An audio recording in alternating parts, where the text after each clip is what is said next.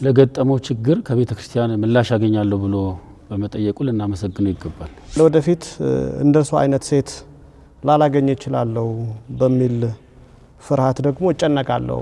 በዚህ እድሜ ላይ የመጣው ስሜት ነው። ቅድም ያነሳ ነው ባዮሎጂካል ለውጡ ያመጣበት ጫና ነው እንጂ በትክክል የፍቅር ህይወትን ለማስጀመር የሚያስችል ደረጃ ላይ አይደለም ያለው። ራሱ ደግሞ ራስን መግዛት ራሱ የመንፈስ ቅዱስ ፍሬ እንጂ በራሳችን ጥረትም ጭምር የምናመጣው አይደለም። እቺን ነገ ባላገኛትስ የሚለው አንተም ነገ እድሜ ሲጨምር እዚህ ስሜት ላይ አይደለም የምትሆነው።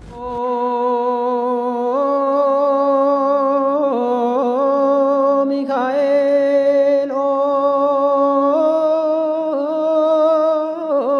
ሚካኤል መተንብ በስመ አብ ወወልድ ወመንፈስ ቅዱስ አሃዱ አምላክ።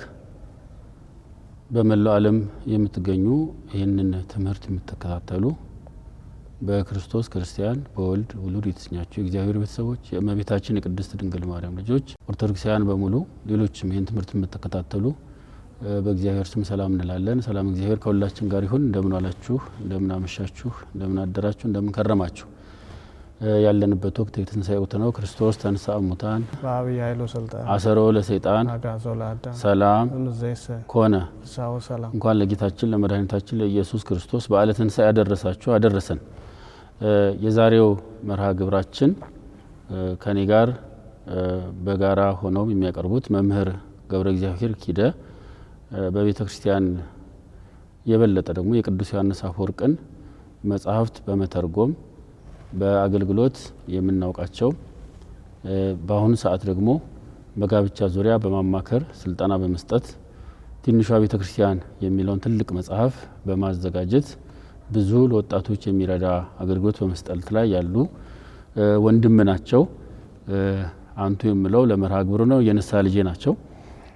ለዛሬ አብረን የቀረብንበት ምክንያት ከዚህ በፊት በጋብቻ ዙሪያ በተማማርነው ትምህርት ላይ ከተለያዩ ወገኖች የቀረቡ ጥያቄዎች አሉ። ጥያቄዎቹን በጋራ ሆነን እየተወያየን የምንመልሳቸው ይሆናሉ ማለት ነው። ብዙ ጥያቄዎች ነው የቀረቡት። ጥያቄዎቹን ደረጃ ለማስያዝ ሞክረናል። ደረጃ ለማስያዝ ደግሞ የመጀመሪያው ህይወት መታየት የሚገባውን በዛ ዙሪያ የቀረቡትን ጥያቄዎች እያነሳን እየተወያየን እንሄዳለን ማለት ነው። ከዚህ በኋላ ባለን ጊዜ እንደ እግዚአብሔር ፈቃድ በተነሱ ጥያቄዎች ላይ ምላሽ እየሰጠን እየተወያየን እንሄዳለን። አሁንም ቢነሱልን ቢመለሱልን ብላችሁ የምታነሷቸው ጥያቄዎች ካሉ ኮሜንት ላይ እንድትጽፉልን፣ ይሄ ትምህርት የሚተላለፍበትን መተንብል ሚዲያ የሚለውን ሌሎችም እንዲጋሩት የምትችሉትን በአቅማችሁ እንድታደርጉ መልእክቴን አስተላልፌ በቀጥታ ወደ ዕለቱ መርሃ ግብር እንሄዳለን። መምህር ገብረ እግዚአብሔር ኪዳን እንደምን አለህ? እግዚአብሔር ይመስገን። እንዴት አለ? እንኳን አደረሰህ። እንኳን አብሮ አደረሰ። እንኳን ደህና መጣህ ብለናል። እንግዲህ በጋራ ሆነን ያሉትን ውይይቶች እናስኬዳለን ማለት ነውና ብዙ ጥያቄዎች ቀርበዋል። እስኪ እንግዲህ ከመጀመሪያው እንጀምርና የትኛው ቢቀድም ይሻላል? የመጀመሪያውን ጥያቄ የትኛውን እንመልከተው? አንተ ጋር ያሉትን እናንሳቸው። በጣም ጥሩ። ከቀረቡት ጥያቄዎች ለዛሬ ብናያቸው ብዬ ያሰብኳቸው አንድ 4 ጥያቄዎች ናቸው። ቅደም ተከተልም ለማስያዝም ሞክረናል። ስለዚህ የመጀመሪያው ቢሆን ብለን ያሰብነው አንድ የ10ኛ ክፍል ተማሪ እና በ10ዎቹ እድሜ ውስጥ የሚገኝ ተማሪ የጠየቀው ነው። አሁን ላይ የ10ኛ ክፍል ተማሪ ነኝ። የምኖረው ከቤተሰቤ ጋር ነው።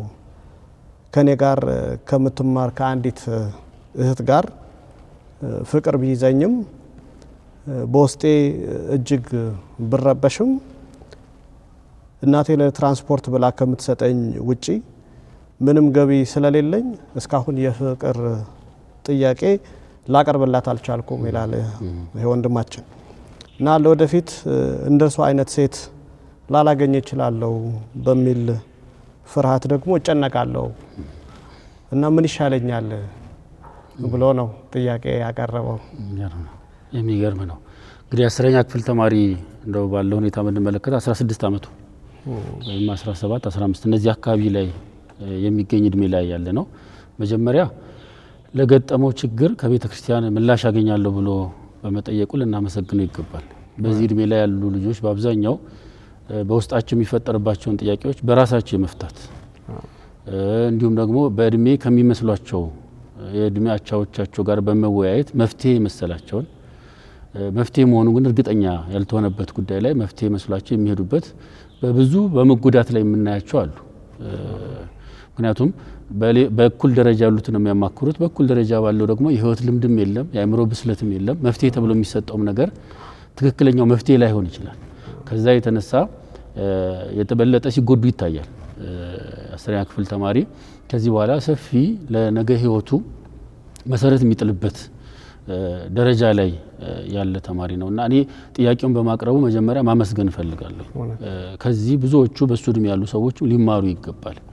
በእድሜያችን ውስጥ የሚገጥመን ጥያቄዎችን መፍትሄ ለማግኘት ወደ ቤተክርስቲያን መቅረብ፣ አባቶችን መጠየቅ፣ መማር ያስፈልጋል ማለት ነውና ይሄንን አመስግኜ ልጁን እግዚአብሔር ይጠብቀው የሚለውን ነገር አስቀምጬ ጥያቄዎቹን ሲያነሳቸው በራሱ ያነሳው ምንድነው ቤተሰብ ጋር ነው ያለሁት፣ ከቤተሰብ ጋር ነው የምኖረው፣ ከናቴ ከሚሰጠኝ የትራንስፖርት ገቢ ውጪ ሌላ ነገር የለኝም እና ያንን በማድረግ ጓደኝነት ለመመስረት ፈራለሁኝ፣ ፍቅር ግን ይዞኛል። እሷን ደግሞ ነገ ባላገኛትስ፣ በኢኮኖሚ ራሴ መቻልኩ ሰዓት ባላገኛትስ የሚል ጥያቄ ነው የቀረበው በጥቅሉ ስንመለከተው ማለት ነውና መጀመሪያ ፍቅር የሚለው ነገር ነው ወይ በእውነት የሚለውን ነገር ማየት ያስፈልጋል። እዚህ እድሜ ላይ ያሉ ልጆች ይሄ ምንድነው ባዮሎጂካል ስነ ህይወታዊ የሚተባለው ለውጥ የሚታይበት፣ ይሄ ለውጥ ደግሞ ተቃራኒ ጾታ ፍላጎትን ያመጣል። ያ ፍላጎት በራሱ የሚገፋፋበት መንገድ አለ ማለት ነው። ይሄ ውስጣዊ ለውጡ አንደኛው ጫና ይሄ ነው ተፈጥሯዊ። ይሄ ተፈጥሯዊ ጤነኝነት ምልክት ነው በራሱ ነውር አይደለም፣ ተገቢ ያልሆነ ለውጥ አይደለም። ለምን መጣ ብለን የምንጨነቅበት ነገር አይደለም። ባይመጣ ነው የሚያስጨንቀው። መምጣቱ ተፈጥሯዊ ነው፣ ተገቢ ነው። ይሄ ተፈጥሯዊ የሆነውን ነገር ግን እንዴት ነው ማስተናገድ ያለብን የሚለው ነገር ነው መሰረታዊ ነገር መታየት ያለበት ማለት ነውና አንድ ሰው የፍቅር ህይወትን ለመጀመር ሊያሟላቸው የሚገቡ መሰረታዊ ነገሮች አሉ። ስሜት ብቻ መሆን የለበትም። በዚህ እድሜው ላይ የመጣው ስሜት ነው። ቅድም ያነሳ ነው ባዮሎጂካል ለውጡ ያመጣበት ጫና ነው እንጂ በትክክል የፍቅር ህይወትን ለማስጀመር የሚያስችል ደረጃ ላይ አይደለም ያለው። ደረጃው ለምንድነው መሟላት የሚገባቸው ቅድሚያ ዝግጅቶች ስላሉ ማለት ነው። ራሱ የሚያነሳው አንደኛው ነገር ምን አለ ኢኮኖሚካሊ ዝግጁ አይደለሁኝም ራሱ ተናግሮታል። ከዛ የተነሳ በዚህ ጉዳይ ላይ ራሱን ሊያሟላ ይገባል ማለት ነው። ፍላጎቱን ለማስተናገድ የሚያስፈልጉትን ነገሮች ለማድረግ መሟላት የሚገባቸው ነገሮች አሉ። ስለዚህ ቅድሚያ ፈሪሃ እግዚአብሔር እንዳለው ራሱ ያስታውቃል። በትክክል ፈሪሃ እግዚአብሔር እንዳለውም የሚያሳዩት ነገሮች አሉ ጥያቄው በራሱና ያንን ነው እግዚአብሔር ይጠብቅለት ያልኩት። እሱ ሆኖ ይሄንን ስሜት ታዲያ እንዴት ነው ማስተናገድ ያለብኝ መቆጣጠር ያለብኝ የሚለው ጥያቄ ላይ ነው ማተኮር ያለብን። እሱ ከሆነ እኔ መጀመሪያ የፍቅር ህይወትን ለማሟላት ምን ነገሮችን ማሟላት አለብኝ የፍቅር ህይወትን ለመጀመር በምን ጉዳይ ላይ ሙሉ መሆን መቻል አለብኝ የሚለው ነገር ላይ መታየት አለበት ማለት ነውና ይሄንን ምን ትላለህ እስኪ? ይሄንን ወጣት በእውነቱ ማመስገን ያስፈልጋል። አዳጊዎቹ ወጣቶቹ ቀደም እንዳሉት የስነ ህይወታዊ ለውጥ ያመጣሉ።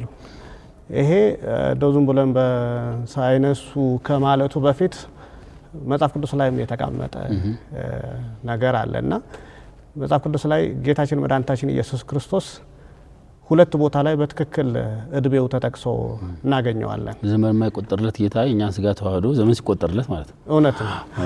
እና አንደኛው 12 ዓመት ላይ ሲሆነው ነው። ሁለተኛው ደግሞ 30 ዓመት ላይ ሲሆነው ነው። አሁን ካነሳነው አንጻር ስንመለከተው ከ12 አንስቶ ያለው ነውና እዛ ውስጥ ምን እንደሚከሰት በጌታችን መድኃኒታችን ኢየሱስ ክርስቶስ ላይ ተገልጾ እናገኘዋለን። በዚህ በሉቃስ ወንጌል ምዕራፍ 2 ቁጥር 52 ላይ ጌታችን መድኃኒታችን ኢየሱስ ክርስቶስ ምን አይነት እድገት እንደነበረው ሲናገር በጥበብ በቁመት በሞገስ በእግዚአብሔርና በሰው ፊት ያድግ ነበረ ብሎ ይናገራል። በቁመት ሲባል አካላዊ እድገትን ማለት ነው። ማለት ይሄ ስነ ህይወታዊ እድገትን ማለት ነው።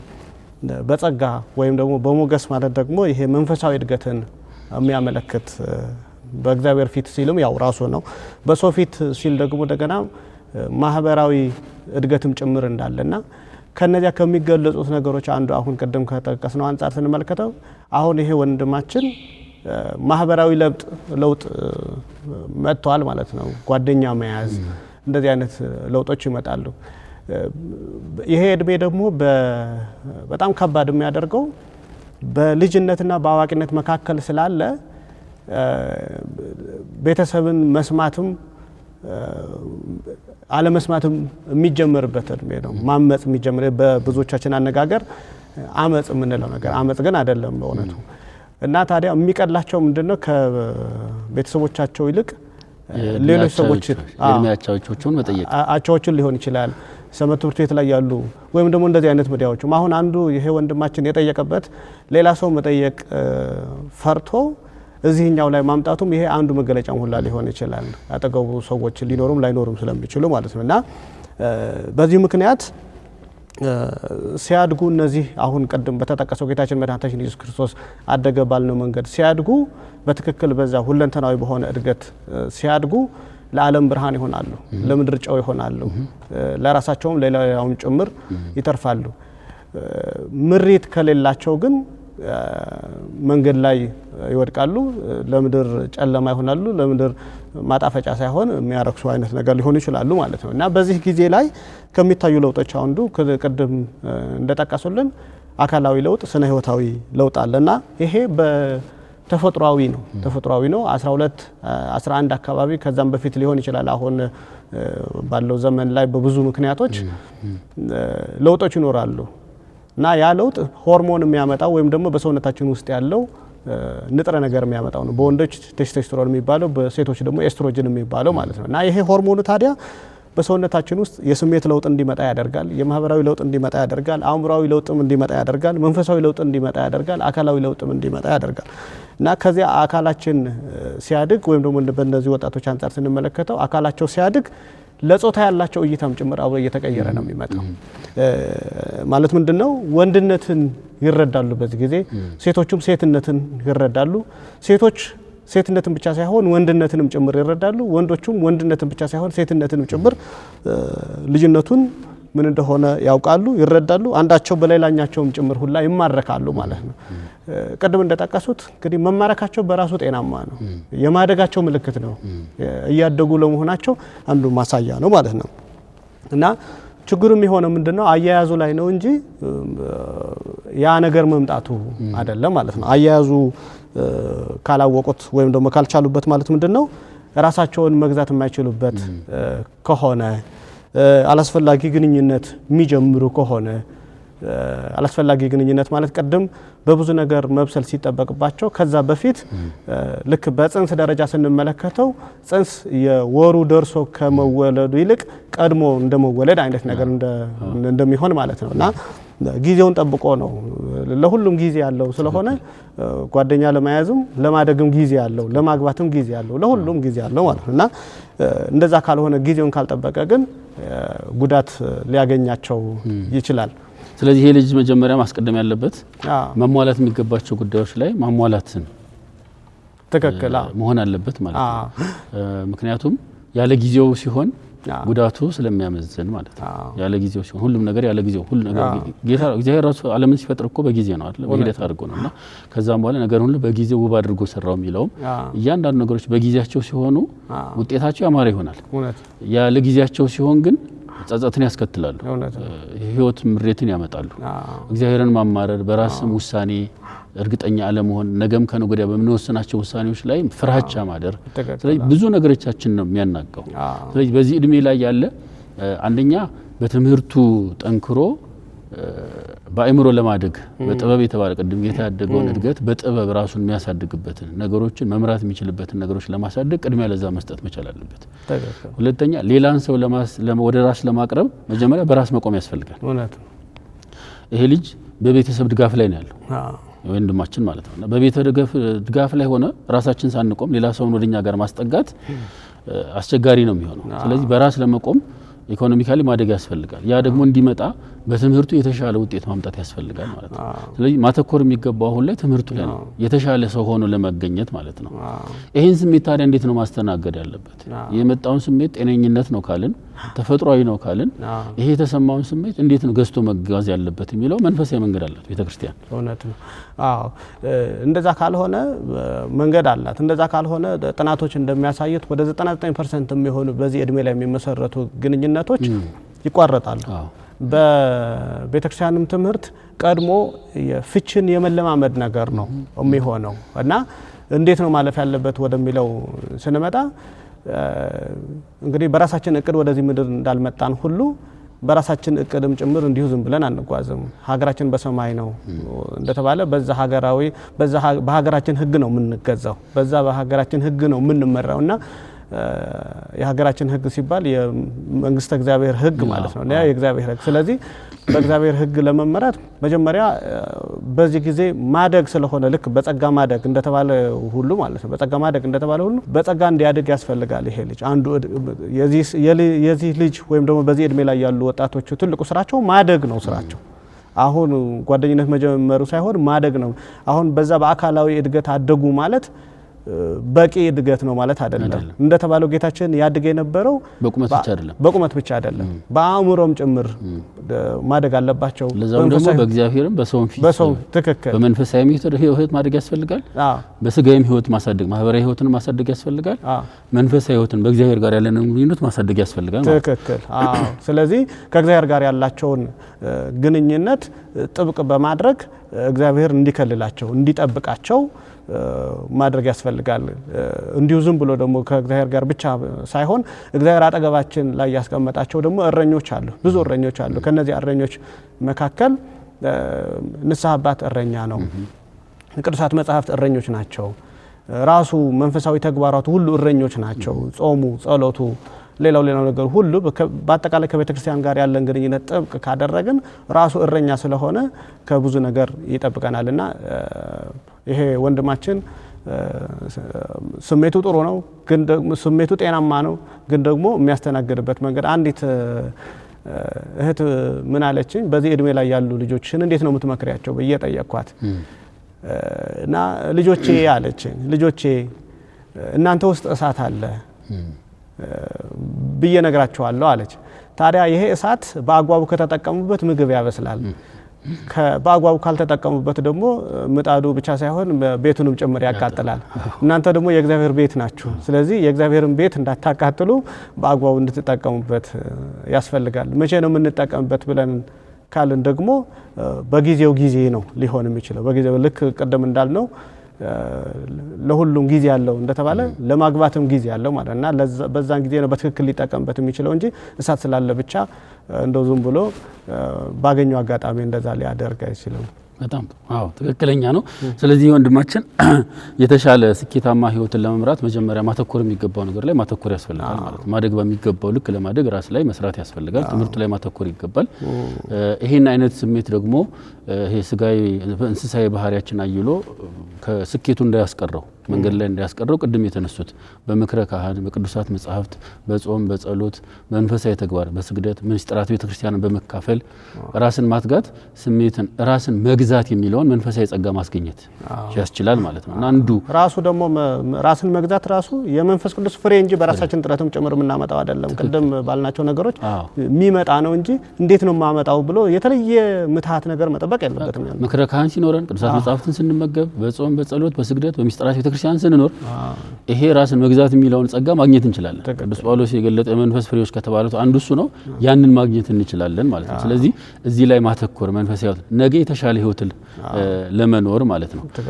ከዛ ጋር አብሮ መነሳት ያለበት ምክረ መካህን ጋርም ከሄድ ወላጆችም ደግሞ በዚህ እድሜ ያሉ ልጆቻችንን ማቅረብ ቅድም ያነሳችሁ እናት እንደሆነው ለልጆቻችን ምን ነግራቸው ነገር ለነገ ህይወታቸው መሰረት የሚጥሉበት እድሜ ላይ ስለሆነ ያሉት እኛ ጋር መመካከር የሚችሉበትን እድል መስጠት ያስፈልጋል። ተከክለ ነፃ ሆነው ሐሳባቸውን ፍላጎታቸውን ስሜታቸውን ያ እድል ካላገኙ ሌላ ቦታ ነው የሚሄዱት። ሌላ ቦታ ደግሞ ከሄዱ ተገቢውን መፍትሄ ላይ ያገኙ ይችላሉ።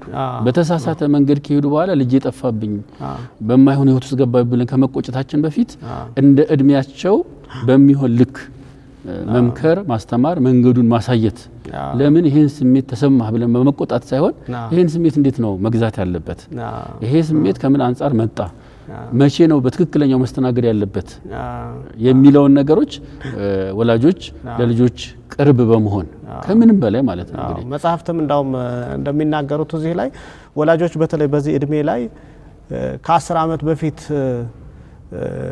በታች እንዳሉት ልጆች አይደለም እነዚህ ልጆቻቸውን ሊቀርቧቸው የሚገባ እና አንድ በቤተክርስቲያን ላይ የተደረገ ጥናት የሚናገረው መደምደሚያው ምንድነው የሚለው በጣም በሚያሳዝን መልኩ ብዙ ወላጆች እረኞች አይደሉም ፖሊሶች ናቸው ፖሊስ በቃ መቅጣት ማለት ነውና ልጆች ደግሞ ላልመቀጣት ሲሉ እንዲዋሹ ሊያደርጋቸው ይችላል እንደ ሐኪም ሆነው ለልጆቻቸው ቢቀርቧቸው ግንኙነታቸው ጠንካራ ይሆናል ከነሱ በላይ ሌላ የሚያማክሩት ሰውም አይኖርም እነሱንም የሚያማክሩ ከሆነ እንዴት ሊያልፉት እንደሚችሉ ከራሳቸው ልምድ ሊነግሯቸው ይችላሉ እነሱ ራሳቸው ካልቻሉ ደግሞ እስቲ ንስሐ አባት አብረን እንሂድ እኔም ጭምር ልመከር ሊሉ ይችላሉ ንስሐ አባት ብቻ ሳይሆን ደግሞ እንደገና በዚህ ጉዳይ ላይ የሰለጠኑ ሰዎችም ደግሞ ይኖራሉ የቤተክርስቲያን ሰዎች ሆነው በዛ ጉዳይ ላይ እንዴት ማለፍ እንደሚቻልም ጭምር ሊረዷቸው ይችላሉና በዚህ አንፃር ወላጆችም ጭምር ከልጆቻቸው ጋር ያላቸው ግንኙነት ጤናማ መሆን አለበት እንዲህ በዚህ እድሜ ላይ ያሉ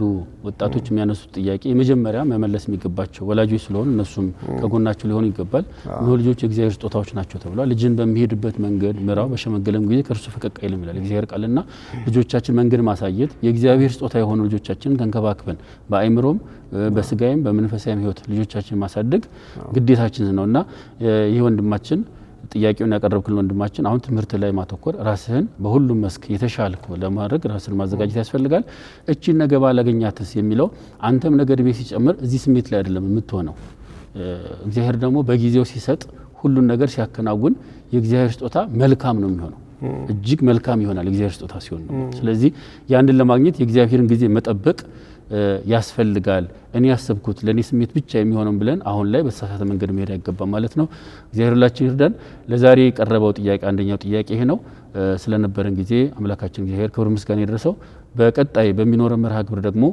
ሌሎች የቀረቡ ጥያቄዎች እናያለን እግዚአብሔር ከሁላችን ጋር ይሁን ቆየን